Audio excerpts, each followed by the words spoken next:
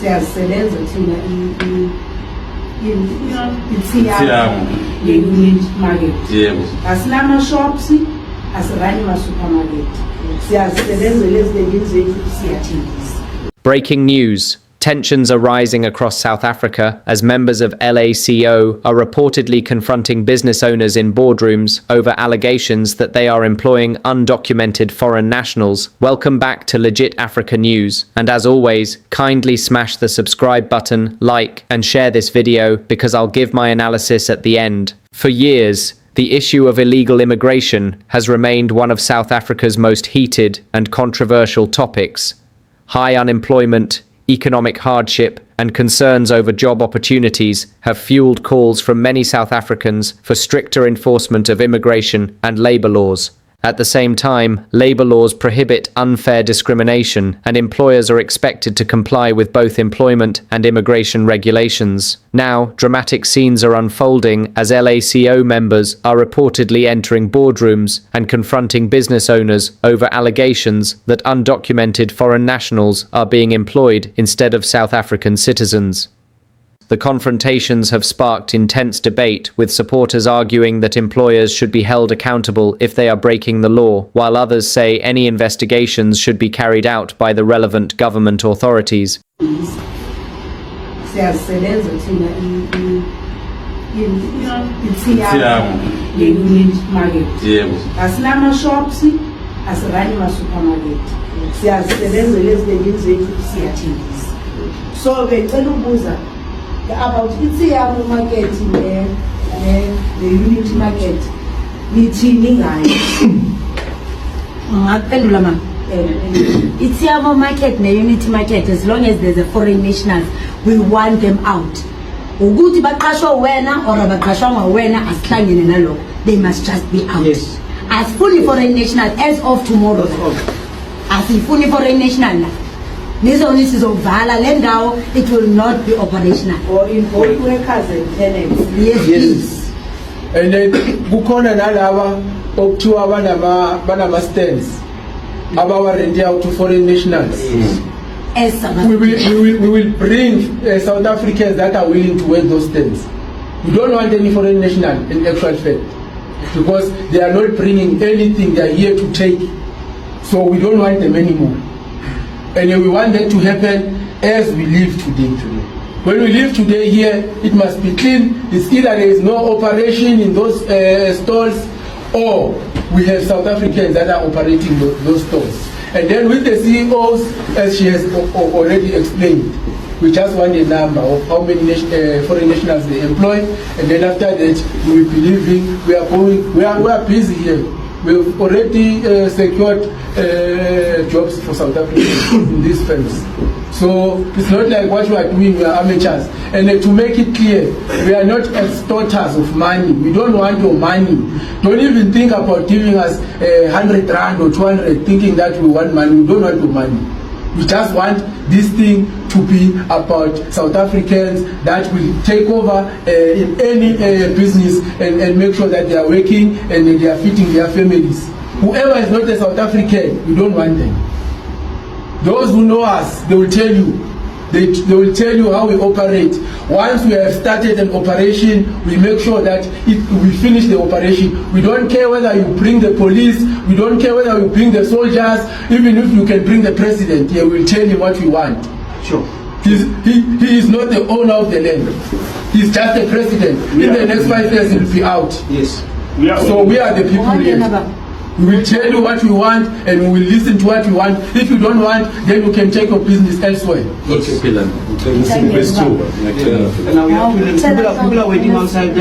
The debate over illegal immigration is reaching a boiling point, and one name that continues to dominate the conversation is Jasinta. But how did she become one of the most talked about voices in this national debate? Welcome back to Legit Africa News, and as always, kindly smash the subscribe button, like, and share this video because I'll give my analysis at the end. In a recent interview, Jasinta spoke passionately about what she sees as the disadvantages of illegal immigration.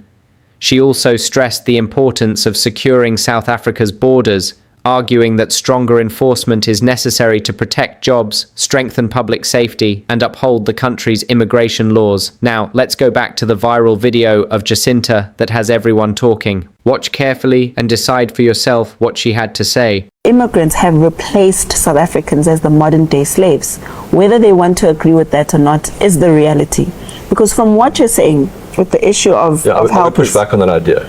No, you can. But if that was a bunch of white people marching the streets the other day, today the government would have come up with a comprehensive plan on immigration. What did day one look like? Where did this movement find its momentum? The target is government for allowing the issue of illegal immigrants to thrive in the country.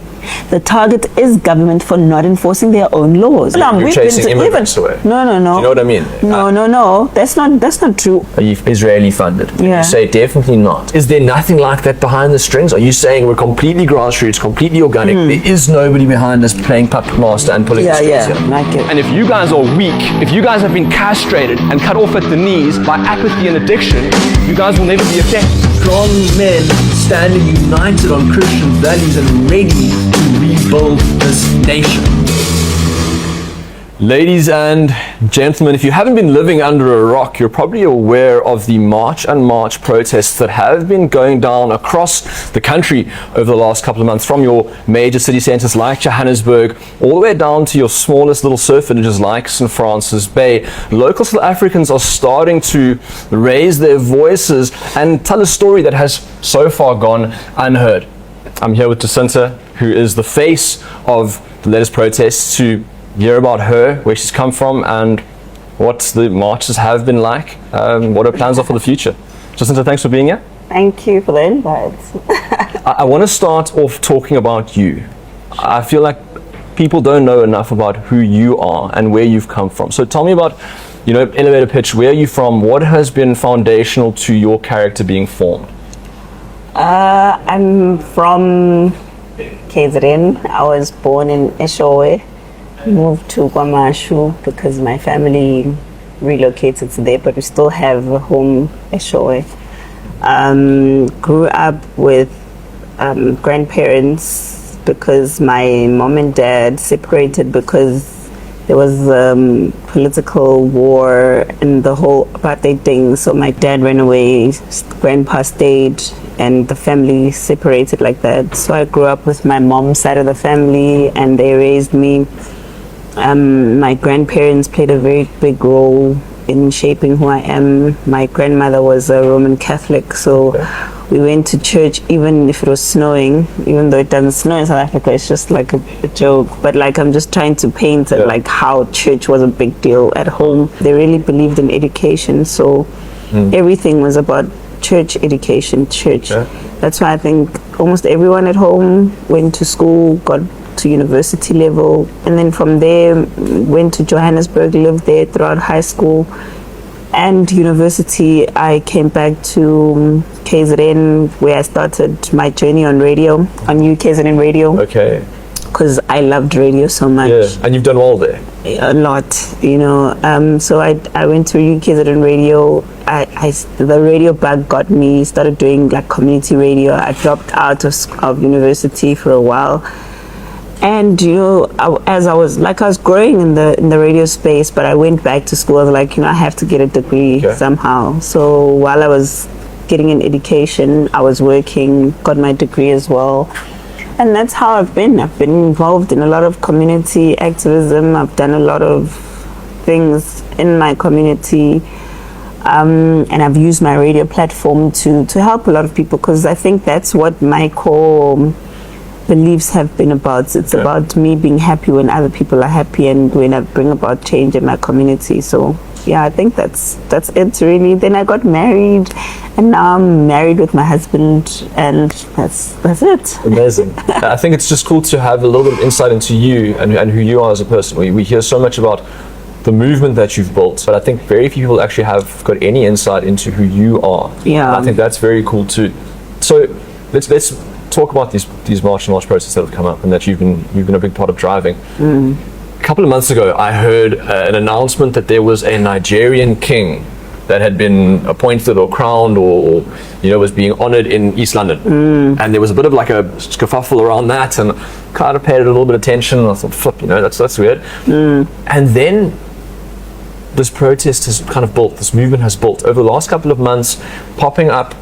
How did it start? What did day one look like? Where did this movement find its momentum, and what happened? I think it's been a long time coming, if I can tell you. I've been, like I said, on radio for a while. I've had a large following, even on social media. So I used to use my social media for a lot of things. I mean, at once upon a time, I pulled off like a wedding for a couple that didn't have money, just using like radio and social media. So I've been using social media for a lot of things to bring about change in the community, etc. And then this one time, like, this thing was consistently bothering me. I was getting a lot of complaints from people about the issue of foreigners, especially Nigerians, etc., etc. But I just felt like it was a normal thing, to get normal complaints like I did on radio. But then, then it was on TV, and there was Sizokuthola every Sunday. I don't know if you know what Sizokuthola is. It's actually a TV show that shows drug busts. Okay. Every Sunday. Yeah. Yeah, so every Sunday without fail, there's Nigerians on TV being busted with drugs, etc., etc. And I used to complain about this. It's like my favorite show on TV. But I think the turning point of it all was when I realized that this is just more than just like your normal complaints, because I started having like these wild dreams of children being put in containers and taken out of the country. I used to have those dreams a lot, and I'd tell my husband, like, no, probably because you just think about this a lot, or pray about it or whatever. Then I remember the last voice that I heard was like, if you don't do anything about this, next time it'll be your child in that container.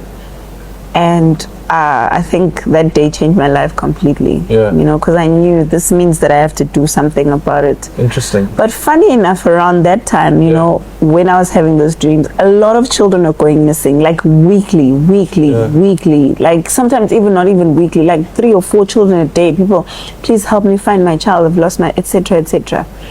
And then around that same time, then the killings of the children from the food started happening. The spather shop. Poison food. Yes. Oh, I lost it when that was happening. I was writing about it every day. Like, the government needs to take this seriously. We were writing to the government, why are you not taking this seriously? Like, children are dying. And remember, these snacks are not coming from local production. They're coming from all those illicit goods that are coming in to our country unmonitored, etc. So I waited for the president to just say something like, profound, like something presidential. This is the problem. We should 20-something children are dying. Like, do something about it. I was hoping he's going to say, you know what, shutting down spather shops until all the food is regulated. There's only going to be, suppliers that are, approved by government, something. The man goes on TV and says, let's register them. That's it. That's it. Okay. And we'll go and research into what. That was the last time he ever spoke about that, or those children ever again. And so what was day one then for you? That was it. It was a combination of that. And then I went on social media and I'm like, guys, I'm losing it with this man, And then everyone is like, guys, let's do something about it. We're always keyboard warriors. Come on, Jasinta, we trust you to do something, blah, blah, blah. Everyone on Facebook was like putting their trust in me to do something about this. Because we're all outraged. We're sitting there on Sundays, always outraged, always sitting there, always outraged. Communities are complaining, outrage, but it's always on social media. So then I said, okay, guys, you know what? It's January now. I think I remember very well. I think it was in January. Let's do something now. There's March. Let's march in March. And that's when we started March and March. But it started as March in March. I hear you. Then after our first March in March, now March in March is over. Right? Then everyone is like, okay, what's next? And then I'm sitting there like, March okay, and April. what is next? I was like, do we say March in April, March in June? I sat there like, gosh, what are we going to do? And then it just hit me like, okay, you don't have to change the march, because that's the important thing about it. You know, freedom was attained through marching. Yes. March must remain. Okay. So I said, okay, let's say march and march. Let's Okay. change the in to and. Yes. And then continue to march and march, which is a continuation. And I've heard the stories. Being on the ground, speaking to protesters Yeah. myself, I've Yeah. heard the mother who has lost her daughter to dirty drugs from a Yeah. Nigerian gang. Prostitution. I've Yeah. heard about the young man who has a matric or a degree and can't find work, and he goes home to his family and cannot provide, and he sees the Malawian or the Zimbabwean or the Mozambican or whoever it is with work, and he says, you know, this isn't right. And I see or at least I hear of the slumlord syndicates that are hijacking buildings or RDP houses. I know that the majority of Zamazamas are Absolutely. undocumented illegals. Absolutely. So I see that. What do you think, if you had to summarize the pain points of the movement, what do you think are like the big... Sure, I think the most painful part of them all is a government that doesn't listen to you. I think that's the biggest problem here, because if the government listened to the people, we wouldn't be here. You wouldn't have You know what I mean? We wouldn't have to be, because the government would have solutions. Like I'm telling you now, it started with the president ignoring the deaths of South African children. Yes. But you see what the painful part is that if those were foreigners or the children of foreigners, they know the outrage would come from the rest of the world and they would have acted accordingly. So we don't get the same, you know, type of protection in our own country, because the rest of the world is going to say, what about foreigners? That's why we're here. I've said this before. I think that what we are seeing with your movement is the natural consequence of a government that is unresponsive to the problems of its people. Absolutely. And if the publicly elected governing body, like the people that have been put there to serve as public servants, aren't doing what they're supposed to be doing, this is what comes out. Absolutely. What I have been impressed by is how peaceful it has actually been. In a country like ours that has the murder rates of a war zone, right? And I'm not saying that there haven't with been anger. And I'm not saying that there hasn't been some isolated incidents, right? I know that there have been some people who have been chased away that have got papers. I know that there have been some people pulled out of their houses. I saw something about that online recently of a news story. I understand that, but for the most part, the fact that the mob, which generally once it's been set up and it's rolling, it's very hard to control, has been so peaceful. I think it's been, we were expecting like Durban July riots, most South Africans I think, and it's actually been relatively peaceful considering. What do you attribute that to? Look, I think we've spent enough time with the people to know that things were going to get out of hand and quickly. Trust me, I think a lot of people don't realize how much our movement has contained the anger of the people. I can imagine. And people take that for granted. Like we just woke up in the morning and everyone is just peaceful. First of all, it started with people being scared to express just how angry they are. Yeah, because you get labeled xenophobic. Yes. That's been the natural thing. But within communities have been fed up. And that has been my fear, that once it topples over, people are going to start dying, and nobody's going to be able to stop this thing. So we've managed to teach people of their rights more than anything, and remind them of their power. I think that's the most powerful thing that our government hasn't been able to do. Our government has disempowered South Africans, truly. I hear you. And to remind them that, listen, you have the power in you to say, we've never been consulted when it comes to ZDPs. We've never been consulted when it comes to refugees being in our communities. We've never been consulted with giving foreign nationals the right to come open spaza shops. That is where your power is as communities.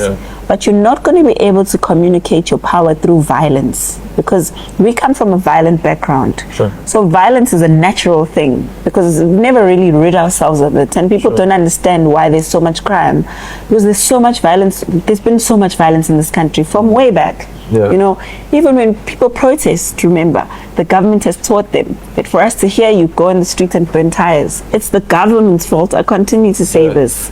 And so I'm so impressed by that power under control. You've maybe perhaps shown them their power, but it's been a power that's been held under control. It's Yes. meekness. That's a Yes. pretty important Christian principle to have. Yes. Is knowing this, you have You this know power. why? It's not that difficult, really. South Africans are kind people. Yes. And I think Ubuntu is a very important principle to I hear us. you. People don't understand that the reason we have allowed this to go on for so long is because of that kindness exists. It's in us. It's not something that we have to import from somewhere to pretend that we have. But hear you. when kindness is Yeah. overused Yeah. and people feel mistreated in their own country, Yeah. that kindness slowly dies out. Yeah. So we have to try and balance between, remember that kindness, don't let it go anywhere, Yeah. but also you are just as important as a foreigner in your own country, and don't let anyone take that away from you.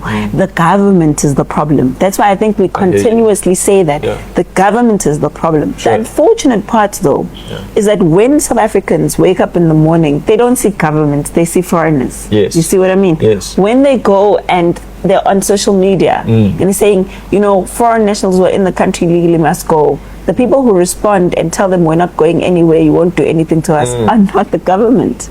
That's where the problem is. Trevor Noah is a very liberal, call him a clown, an entertainer perhaps.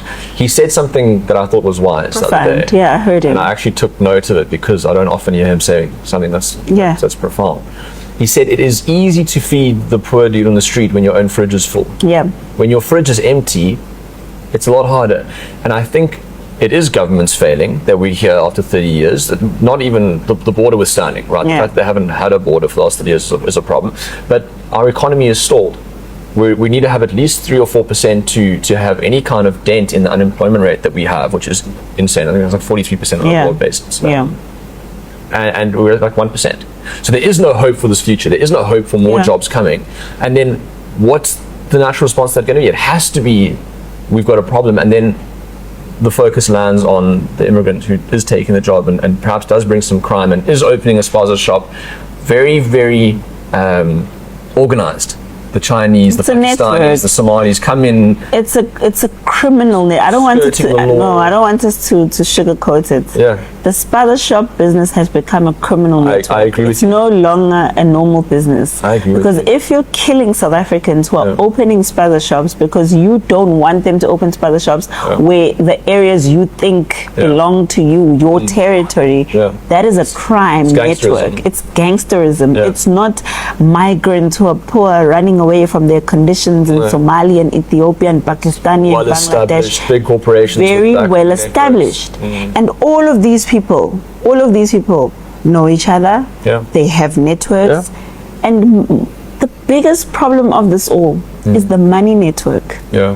Where is the money that they are getting from these spaza shops? Because it's not going to SARS. Yes. It's not coming back to our economy. Yes. On top of that, Yeah. the goods coming from the ports, it's a network from outside of South Africa. It's not a network in South Africa. And it doesn't benefit us either. The people keep making this thing look like it's all glossy. You know, like, oh, it's poor migrants coming in because they're poor, they're refugees and asylum seekers, and oh, they need to survive.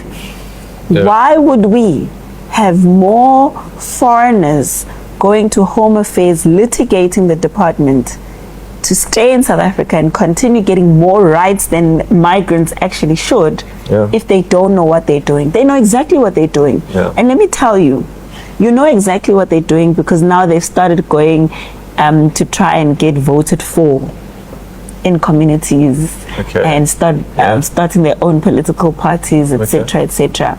There was even a video of a member in parliament. I think I'll find that video. I'll try and find it for you. Who was saying that the Jews are coming here in numbers, so therefore we need to make sure that we bring in more Pakistanis from Pakistan to come to South Africa. I'd rather just have South Africans.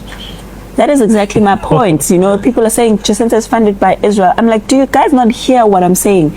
I don't care about foreigners coming from Israel, from Pakistan, from... As long as they have their paperwork. Even besides getting paperwork, because that's another element I want to go into.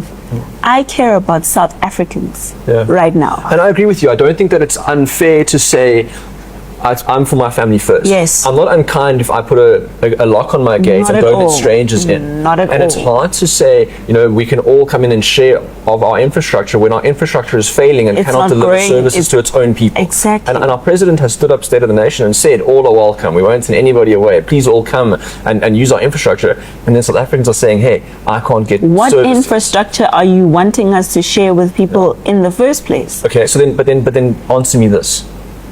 It feels like once we have chased all of these immigrants away, say they're gone tomorrow, that it will not have fixed the underlying problem that is government failing. But you see, that's where I feel a lot of people are wrong. Okay? The issue may be about migrants, but it's far bigger than that. It's about fighting a system, Okay. which is a government system. Okay. And once people are able to stand up to their government and remove that system completely, Okay. it ushers in new opportunities for new governance and a new system to take over the country. Is there a further larger revolution on the horizon then? The revolution has already started. And what does The it look minute like? South Africans are not sitting on their phones Yeah. and they are on the streets demanding, Yes. trust me, it means this country will never go down. Okay, so then that scares me a little bit, and I'll tell you why. I see the immigrant being made scapegoat, rightfully so. There's criminal elements, there's jobs being taken. I'm not disputing that, and I agree with you that they need to go. We need law and order. Okay, once they go, our economy's still stalled. Right, there may be some more job openings, but the economy's still stalled. We still don't have the infrastructure. We've still got crime. Who's the next target? But you see, that's where the problem is. But who's the next to blame? There's Is my no question. target here. The issue is with government. The issue is with the system. But if we're saying the it's with system government- is allowing for migrants Yeah. to currently clog the system so that South Africa does not grow, I hear you. then the problem is not only the migrants, it's the system. So I when hear we you. fight the current system, Yeah. we remove the problem, which is the migrants that are not allowing us to fight the government. I said this in one of the interviews. Let me explain to you how. Okay. Let's talk about capitalism, for example, Yes. which is obviously we're in a mixed economy right now. Now, capitalism is the one system that has led us to come here where we are today, where we have millions of migrants that are unaccounted for because of cheap labor, right? With cheap labor comes how many other problems? Obviously, South Africans not working, the rich becoming richer, poor becoming poorer, poorer people become criminals because they need to survive. When they need to survive, they go, now they're going to end up fighting the rich. Obviously, that's a system, that's how it works. It's like a ripple effect. Yes. Now, if we're saying to the poor people, you have an opportunity to change the system. Yes. You can change your government. I hear and you. by changing your government, Yeah. it means dismantling all of these things at the same time. is Because the- remember, let me give you an example. When we say that there's a lot of crime, migrants, whatever, right? What happens? There's more police visibility. When there's more police visibility, it's not just to fight migrants. When the police are there, they're not going to say, oh no, I'm just chasing migrants down the streets. I'm going to ignore you while you rob a store. It's not going to work that way.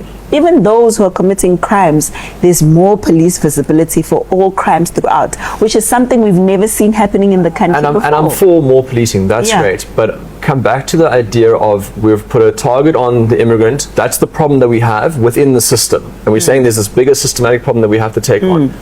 What stops us from then saying, you know what the next problem is? We're not It's putting white a capital. no. They need to go next. There's always been a target on white capital. So That's the thing. So That's now- why the EFF So now is we've here today. organized and we're seeing movement, we're seeing our power, and we're rallying behind the revolution. And first we're saying immigrants out. What's to stop the next target? Because we need a target. There always has to be someone to blame. No, you see, being- that's where you and I will disagree. I'm not There's no disagreeing, I'm asking the target. question. The target is government. I repeat that again. But it's pointed at immigrants. No, the target is government for allowing the issue of illegal immigrants to thrive in the country. The target is government for not enforcing their own laws. The target is government But you're not for... marching on Parliament to take on Parliament. No, we are. You're chasing immigrants away. No. Do you know what I mean? No. That's not true. All our marches went to either a government building or a police station. Yes. Ours ended at the police station, Point Road. You know why? Because Point Road is one of those places with organized crime where all of these Nigerians and all of these people are committing crimes. Yeah. There was one that went straight to the union buildings, which was not the first time we went to the union buildings, by the way. And all the other provinces went to a government building. And so you're going to the building? Yes, and we're handing over a memorandum to government and demanding answers from government. And these memorandums that we're handing over, by the way, are listing the same laws that we have in the country that the government is meant to be enforcing. It's not sitting there and saying, we're going to tell you there's 2 million migrants, remove them. What? No, we're saying there are laws that you wrote down. Yes. And you said, in order for me to hire a foreigner, for example, I need to follow this process. Currently, you're the same government that's not following that process. So the immigrant gets kicked out. The immigrant's being removed. Listen, I don't want you to, you see, this is why I want to keep shifting the goalpost to government. Because we're talking about the law here, we're not talking about the immigrants. How does the government get kept to account? That's what we're doing right now. I've been to Parliament personally to make them account for them not enforcing their own laws. I've met with different ministers, education, the police minister, etc., etc. Because what we are referring to, I'm going to say again, is not the immigrant. It is the laws of the country that don't allow the immigrant to be here. Now the clash comes when the immigrants themselves, this is where I want people to be honest with themselves about the immigrants in this country. Immigrants in this country have been protected for a long time. That they've gotten entitled, they've gotten arrogant, and they've gotten very brave, right? Sure. I saw some Malawians on the camera saying, you guys can come. You are lazy, you are this and that. That's what I'm trying to say. Sure. So you can't expect that to not play a factor in people being angry. Sure. Because like I say, we are fighting our government. Our marches are to our government. We're not going to the drive-in where the Malawians are and saying remove. If we wanted to do that, trust me, we would have done that. We are seeing some people being grabbed and chased away and papers checked. Well, let me tell you, I don't want to account for things that other people are doing. That's not on us. Because we've never even preached that. I'm going to account for what we say and what we do. So, like I said, communities are angry. Remember, I said this from the beginning, from the onset. And that is because of government's failures. But I still maintain we must never take away from the role that the immigrants themselves have played. Because if you're in a foreign country and you start telling the natives of that country you're not going anywhere, Mandela said this is our country, we are going to... You can't pretend like those people are innocent. And that's the problem I have with South Africa. A lot of people are acting like migrants are just these, all of them. And you know, one thing you must have noted, I don't know if you noted this, and it worries me that our government didn't find a problem with that. So many of them are being interviewed.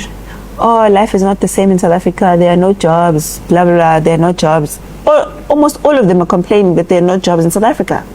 So what exactly were they doing in the country? How were they surviving?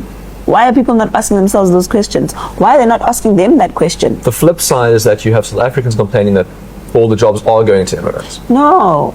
Listen to what I'm saying. I'm saying to you, South Africans don't have jobs, right? Statistically, that's been proven, blah, blah, blah. That's okay. But I'm saying, we've got people coming from Malawi, Mozambique, Zimbabwe, Nigeria, all of this, coming to our TVs. I mean, I'm seeing this even on Sigzoktola that I was talking about when they ask Nigerians, why are you selling drugs? Because there are no opportunities.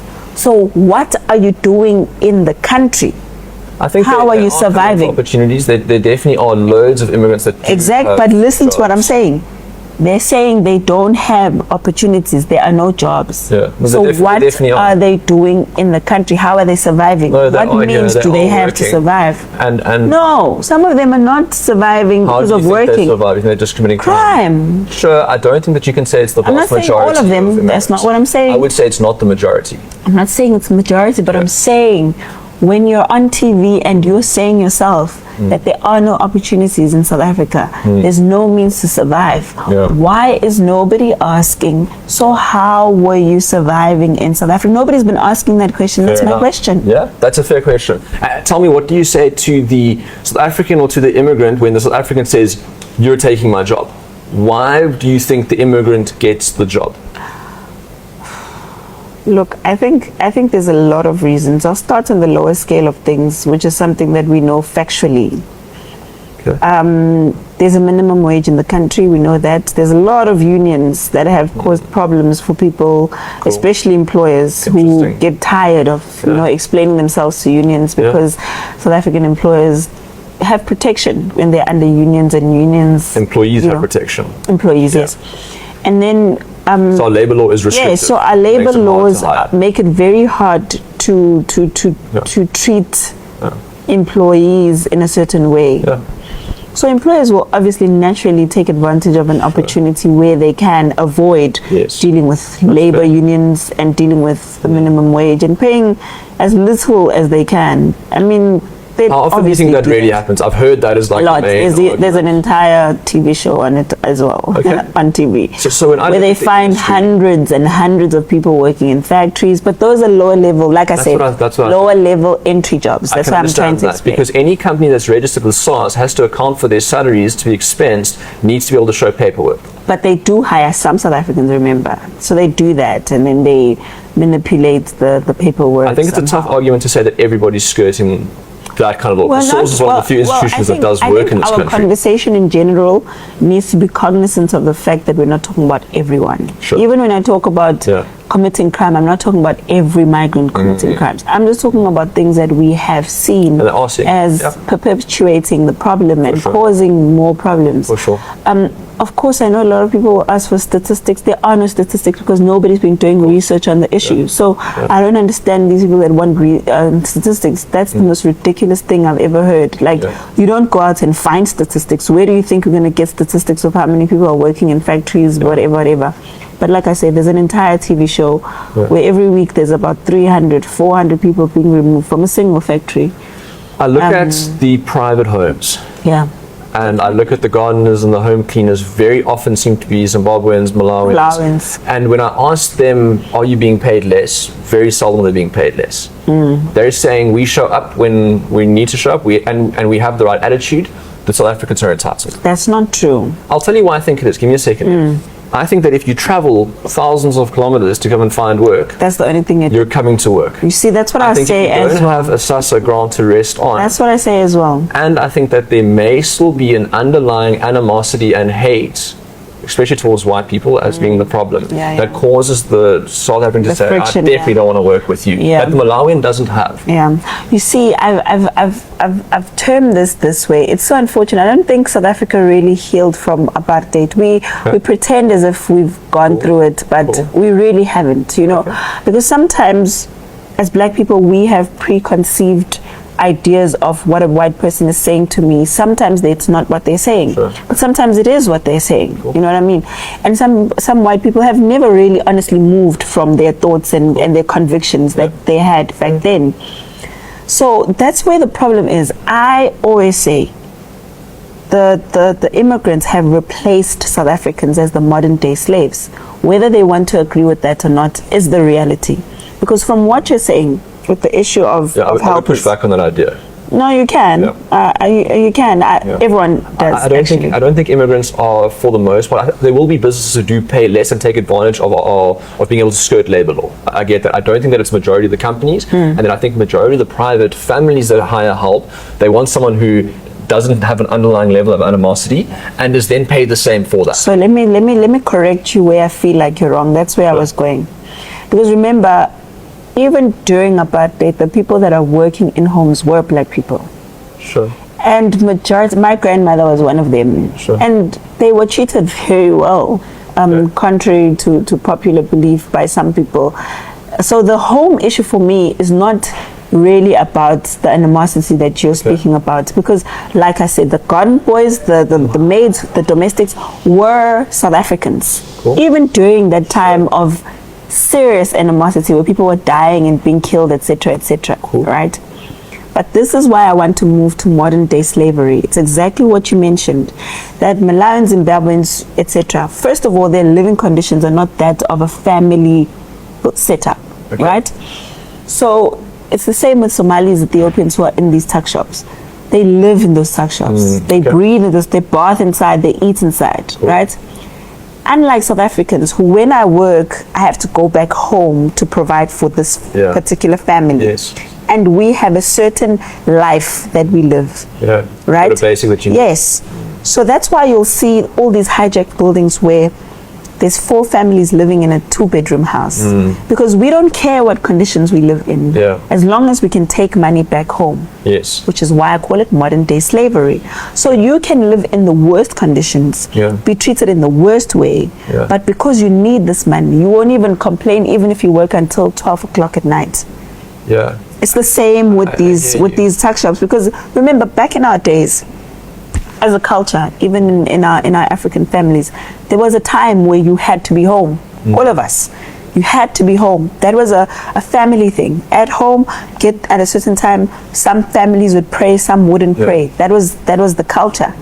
Now these shops are open until 12, 1 o'clock in the morning. Boys are hanging out in those shops. That's where the drugs come in. That's where the alcohol comes in. That's where a lot of things that are not our norms have changed. Say and we that's send the immigrants problem. home now. Do you think that there is perhaps something to be said for us changing labor law, cutting away a minimum wage, which is a synthetic flaw that is not necessarily free market, and it actually can be a detrimental and a down current on unemployment? Is there not work that we can be doing within our system itself to change employment for people? Kickstart businesses, right? Is there any part of your mind that says, we're going to get rid of the cancer, the wound, scrub it out, but what can we do to really grow the body again? I don't think there's any need to get rid of the minimum wage. Okay. I think the biggest problem that we must look at is these many taxes that we're paying.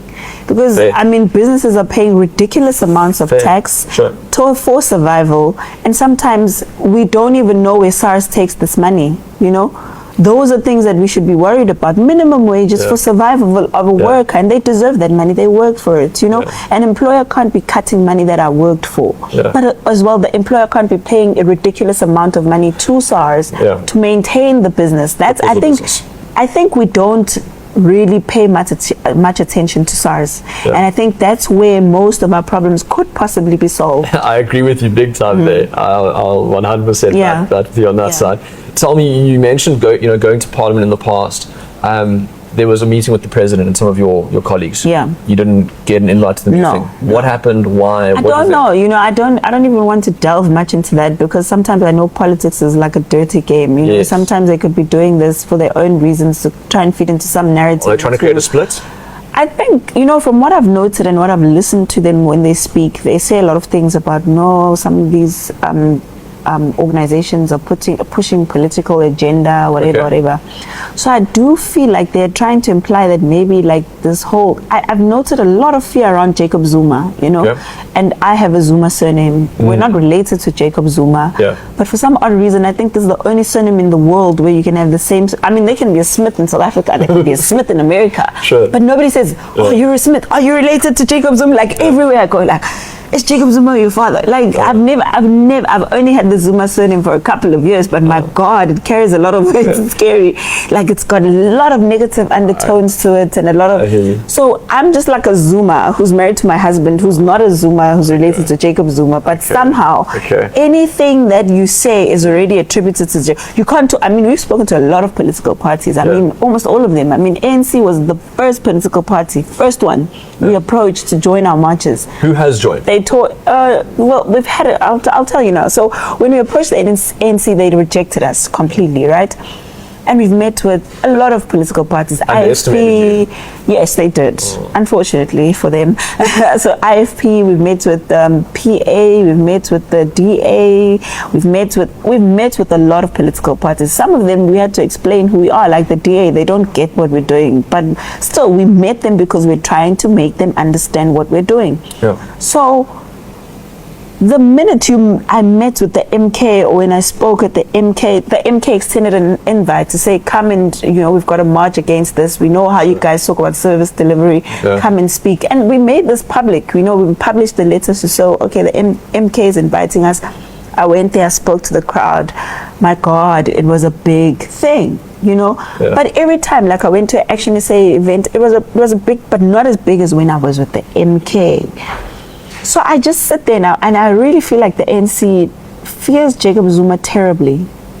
Do you think that the politician, who has climbed in, who has supported you guys, who are you seeing there? Well, we've got a lot of support from a lot of organizations, political parties. I'm seeing Patriotic Alliance at the marches.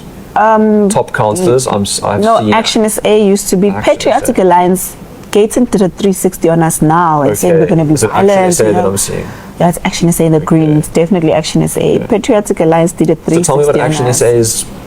Well, Action SA for us, I think they've spoken a lot of sense around the issue. You know, they've been, I mean, we've seen Herman Mashaba not only just speaking about it, he was a mayor of Johannesburg for a while. Is it politics, or are they believers? Like, are they running the numbers for let me explain. You know, with Action SA, genuinely, I know this is their standpoint, because when Herman Mashaba was mayor of Johannesburg, he did enforce a lot of change that was speaking to the issue of hijacked buildings. Even now in Tshwane, Dr. Nasipi Moya, it's the same thing. You know, they're really showing that their IFP has been consistently on this issue, even from the time of Dr. Mangosuthu Buthelezi. You know, he was the Minister of Home Affairs at one point, and he said, you know, we need to control this issue. You know, it's even in their manifesto. It's not just politics. There's actually, for some of them, it's not politics. I mean, we're not children. We're aware of those who will take chances, etc., etc. But I mean, we know where we stand on this issue, and we even told them, even with the IFP, Action SA, MK, whoever says that they are with us, we tell them, even when you come into power, we're not going to not hold you accountable just because we align on this issue. This is exactly when we will hold you accountable, because you can't walk with the people and say that you're going to enforce change, and then when you're inside, you turn around and not do it. You know, so that's our point. That's our existence. They know this. They know every time we meet them, we say we are going to be like your soundboard. Every time you move from what you've promised the people, we'll take you back. I know Herman, Action SA, had kind of punted you as a political runner for the mayor of eThekwini. And you had said no in December. By May, you said there are a whole bunch of parties that are starting to approach. Yeah, there's a lot. Have you got any kind of ideas towards politics at this stage? No. Why not? I think, you know, I said this before, like, I'm trying to fight the system, as I've been saying. I don't think I'll win the fight if I'm in the system. You know, I can for me, that. I think it's important to have people who are not, who can look outside without being inside. You know, that's fair. Because I know some of the people are willing to listen and reflect on the decisions that they're making, you know, by listening to what the people say. Some are just not there. I don't disagree with your decision there. I think it's a good strategic move. You are almost like this independent thing. You're not climbing into politics, but you were invited 2023 to the International Visitors Leadership Program hosted by the US. Tell me about that, because the natural question is going to be, you know, are you a plant put in there by the states to try and bring some, you know, destabilize, because there is this animosity between the states and SA at the moment. Anything to that, or was that? That was 2023, by the way, when I went there. There was no Trump at the time. But it was still actually good to put no. I think if you do a bit of research on the IVLP program, even the Nelson Mandela Washington Fellowship Program, so many people who are in leadership today went through those programs. A whole lot of people, and none of them have assumed the stand that I have. Actually, some of them have taken their own direction. And funny enough, I was laughing at the fact that they're claiming that when we went there, we went to learn about, I don't even know what they're saying. But when we went there, funny enough, to the program, we spent 3 weeks learning about disinformation and misinformation. And we went to radio stations, we went to the state departments, a number of them. But definitely not a controlled asset. Went to, you know, I'm getting there. I'm going to tell you why it's so funny that people say it's a plant. And a number of organizations, and none of them were there to shape our thinking or whatever. Because funny enough, at the time, we were questioning a lot of what America's doing. You know, we even went to train about AI, and they told us, like, it's going to get bad. Like, AI is going to get really bad. Prepare yourselves, etc., etc. Now, the funny part about me being planted is that when we went to that leadership program, it was only African countries. So there's a representative from every single African country. So I'm trying to figure out in their head the dynamics of me being trained to be a plant. So you say they weren't So really was Americans I? There was never a time where there was an American, a single American. Okay. All of us were from different African countries. That's fair. To learn Interesting. and share our inputs on what's good. going on in our country. I mean, I got to learn about the media houses in other African countries. This is what we do. Nigeria. That's why even today, some of them have reached out to me to say, hey, this is what's going on in South Africa. Is it true? I mean, there's another one of our colleagues we went to at the time was from Burkina Faso, who I actually learned a lot about Burkina Faso outside of what's in the media from him. And we share, listen, this is what's really going on, this is what's not real, etc. And that is ideally what the program is about. I don't think America would take me to a program with other Africans so that they can come back and say other Africans must not be in South Africa as they claim. Fair enough. You know, it doesn't even make any sense, because the people that I was with at that training, I can even call one of them here. We still have a group where we're all in that group together. We can call them today and ask them. Relations, not yes, being and ask them, guys, was there ever a time where Jasinta was alone with whoever it is that she was alone with? Or, because that thing was tight. I still have the schedule today. We never had a chance to breathe, and at the time there was still like the whole thing of COVID. In the morning you had to test for COVID. In the afternoon test for COVID. There was a time where, you know, we were moving. We moved from different states. Traveling alone was like a headache. You move from one state to another state. Some days you just want to rest, but you don't, because you've got to go to another studio, another station, and learn another culture, another language, etc., etc. So work with me. We've got limited time left. I want to get through 3 more points. Sure. My last kind of challenging question for you. I understand the line that says this is a grassroots movement, grassroots funding. Blacker Buddy's got like 13k rands last time I checked. And then it's supposed to be organic. And yet I look at how it's played out and it looks so organized. And it is so expensive to do something like this. Flights, accommodation, etc., etc. There have been these comments, you've answered a couple of times saying, are you Israeli funded? You say definitely not. But I know of guys like, you know, a Martin Marshall, who is a Jewish dude, born in Durban, living in Sydney, made his cash in gaming and gambling, is the largest single donor to Action SA, gave him about 5 bar, was the largest donor to all South African parties in between 21 and 23. I think he was like 16% of all contributions. Is there nothing like that behind the strings? Are you saying we're completely grassroots, completely organic, there is nobody behind us playing puppet master and pulling the strings here? Like it. You know, I wish, I say this a lot, I wish someone would fund us. Okay. Then you would really know what a protest is. Okay. First of all, there's this misconception that somehow I was this poor struggling person who couldn't afford toilet paper before she started doing this. Okay. I'm not doing this out of poverty. All my kids are in private school. I don't use public health care. I don't. That's the life I lived even before starting March and March. And it's not going to change because now I'm doing March and March and what. The reason I relate to everything that's going on is because, like I said, of my upbringing. Yes.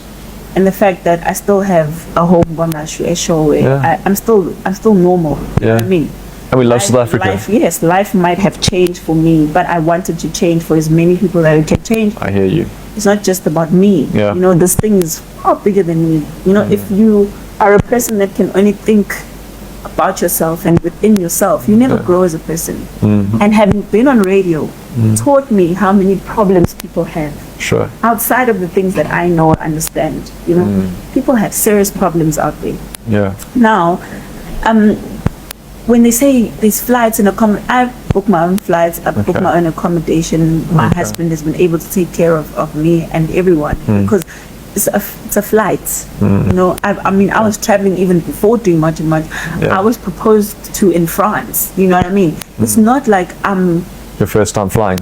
I get you. You know, I got excited because Jesus Christ, there's March and March, now I can fly. I was traveling with my own money. I've been to several countries with my husband, just traveling, having fun. You know what I mean? And we wanted that for ourselves to say, you know what, we want people to travel to life and feel safe. So completely distancing ourselves from any kind of accusations I'm just going to explain to you. When people say that, where do you get the funding from? I ask myself, funding, what funding do people think we need? Exactly. That's we cool. need transport, people come for themselves. So organic People grassroots. come for themselves. I hear you. People buy their Yeah. own t-shirts when they need t-shirts. There's no food that's being provided. There's no anything that's being provided. But we do have people that say, for example, when we had a stage now at the protest that we just had, that stage was massive. We're never going to afford that, you know. But there's business people who say, listen, I don't want anyone to know, but I'm going to pay for the stage. Okay. And we don't ask for that money for ourselves because we know they are also afraid that the minute they deposit money to us, when they check our records, they're going to say, oh, this one was funding the money, so therefore the money is good. So we say, you know what, pay for the stage, pay for the water, give us the water. That's all we want. Limited and to specific. Trust me, listen to what I'm saying. You know, if we had funding, sure, South Africa would not move for days. Do you think you'd be more effective in what you're... Beyond effective. Okay, so tell me, what does the plan look like next? Where are we going from here? I don't know who whoever you just mentioned is, but if we can get him to sponsor me with just like that 2-bar, trust and believe me, the government will respond to what the people want. Because I think that the problem here is that we've got a government that doesn't respond to poor people. They want poor people to act outside of character so that they can change from looking at the concern to focusing on what they're doing. They've mastered that. So they no longer talk about immigration crisis. They talk about violence. Because they've been the one talking about violence. We've never mentioned violence, by the way. Not once. So now that's what the government wants to achieve. They want to shift the focus from the immigration crisis to being about South Africa being violent. And that, I say this even now, you might not understand this, but if that was a bunch of white people marching the streets the other day, today the government would have come up with a comprehensive plan on immigration. And you know I'm not lying. You know I'm not lying. I don't know. You know I'm not lying. If that was a bunch of white people there, trust and believe me, the story would have been different today. Cyril Ramaphosa ran to America when a few white people from AfriForum said there's a white genocide in the country. He responded like this. He jumped. He sent ministers and whatever. What is he doing now? Responding to violence. A violence that we've never had, by the way. He's not responding to the immigration crisis. I'm still saying, they've never given us a solution to the immigration crisis until now. So you're a benevolent dictator of the country. You don't have to put anything through parliament. What you say goes. What is your solution? What's your 3-step plan in terms of how we work this out? Simple. First of all, secure the border. We don't have a border. That's all we're asking for. Our border is operational at 25%. This is something we were told by border management. 25%, which means we don't have control of 75% of what's coming in and out of this country. That is ridiculous. And no country can survive that way. First of all, secure the border. Second of all, now you've got this problem of people that are already in the country. You can only solve that by talking to the countries that these people belong to. Fix your diplomatic relationships with these other countries so they can come and collect their people peacefully without fights. Because nobody who's in the country legally should be here anyways. Thirdly, fix your legislation so that it doesn't allow for a time where this must ever happen again. Those are the 3 simple, fast solutions. I like it. I agree with it. Thank you for the chat. It's been awesome to hear from you and hear your heart, hear where you came from and where you plan on going. All the best with what is ahead of you for this movement. I'm tired. I just hope it ends quickly. You know, if the government can say tomorrow we're doing those 3 things, I can go back to sleeping peacefully and just like never be seen in the media again. I'm so tired of people's opinions, people's dictations, people's assumptions and whatever.